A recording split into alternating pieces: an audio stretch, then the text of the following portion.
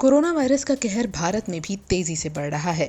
भारत में कोरोना मरीजों की संख्या 1 लाख के पार पहुंच गई है। वहीं देश में कोरोना से मरने वालों की संख्या 3,000 के पार हो गई है।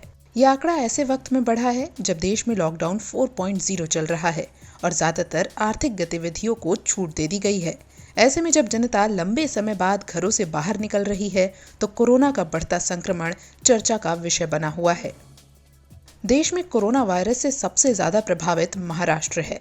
महाराष्ट्र में इसके संक्रमितों का आंकड़ा 35,000 के पार पहुंच गया है। वहीं यहाँ कोरोना महामारी के खिलाफ जंग में लगे फ्रंट लाइन वॉरियर्स भी इसके शिकार तेजी से हो रहे हैं। राज्य में एक दिन में 55 पुलिसकर्मी कोरोना पॉजिटिव पाए गए हैं। इनमें से 4 पुलिस अधिकारी शामिल हैं।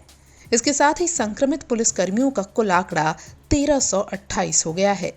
महाराष्ट्र पुलिस के मुताबिक अब तक इस महामारी से 12 पुलिस वालों की जान भी जा चुकी है। इन सारी स्थितियों को देखते हुए महाराष्ट्र में CISF और CRPF की 5 कंपनियों को भी तैनात कर दिया गया है। लेकिन अब जरा हजारों मजदूरों की भीड़ की ये तस्वीर देखिए। ये मजदूर मुंबई के बांद्रा इलाके के बांद्रा टर्मिनस के नजदीक जमा हुए। मजदूरों को ये सूचना मिली थी कि बांद्रा टर्मिनस से यूपी और बिहार के लिए विशेष श्रमिक ट्रेनें चलाई जा रही हैं और ये जानकारी सुनते ही हजारों मजदूरों की भीड़ बांद्रा टर्मिनस की ओर बढ़ती चली गई। हालांकि यहाँ स्थानीय पुलिस ने साफ किया कि जिन मजदूरों को उचित पास दिया गया है और जिनका लिस्ट में नाम दर्ज है वही लोग यात्रा कर पाएंगे। लेकिन भीड़ बेकाबू होती गई, जिन पर पुलिस ने काफी मशक्कत के बाद काबू पाया। लेकिन कोरोना संकट के बीच जमा हुई इस भीड़ ने चिंता बढ़ा दी। लॉकडाउन में काम का मांदा और भूख के चलते घर जाने को प्रवासी मजदूरों की ये छटपटाहट देश के कई इलाकों में देखने को मिल रही है। इस चक्कर में मजदूरों के साथ हो रहे हादसों का सिलसिला भी बदस्तूर जारी है। ताजा मामला यूपी के महोबा जिले से आया, जहां प्रवासी मजदूरों से भरा ट्रक अनियंत्रित होकर पलट गया। ट्रक में सवार 3 महिलाओं की मौत हो गई, जबकि दर्जन भर से ज्यादा लोग घायल हो गए। वहीं महाराष्ट्र के यवतमाल में भी मजदूरों के साथ हादसा हुआ। मजदूरों से भरी एक बस का एक्सीडेंट हो गया। इस हादसे में ड्राइवर समेत 4 लोगों की मौत हो गई, जबकि 15 लोग घायल हो गए। इस बीच प्रवासी मजदूरों की घर वापसी के लिए चलाई जा रही श्रमिक स्पेशल ट्रेनों को लेकर गृह मंत्रालय ने नया प्रोटोकॉल जारी कर दिया है। इस SOP यानी प्रोटोकॉल के मुताबिक रेल मंत्रालय गृह मंत्रालय से सलाह मशवरा करके ही ट्रेनों का संचालन करेगा। सभी राज्य अपने यहाँ नोडल अथॉरिटी की नियुक्ति करेंगे और जिन फंसे हुए मजदूरों में कोरोना वायरस के लक्षण नहीं होंगे उन्हें ही भेजने की प्रक्रिया संपन्न होगी।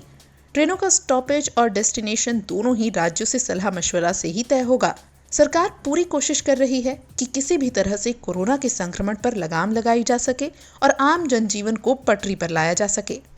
वैसे कोरोना वायरस सबसे ज्यादा हालात सुपर पावर देश अमेरिका की खराब कर चुका है और अमेरिकी राष्ट्रपति डोनाल्ड ट्रंप इसकी वजह से चीन और WHO को लगातार घेर रहे हैं। अब ट्रंप ने WHO के director general Tedros Adhanom Ghebreyesus को एक पत्र लिखा है।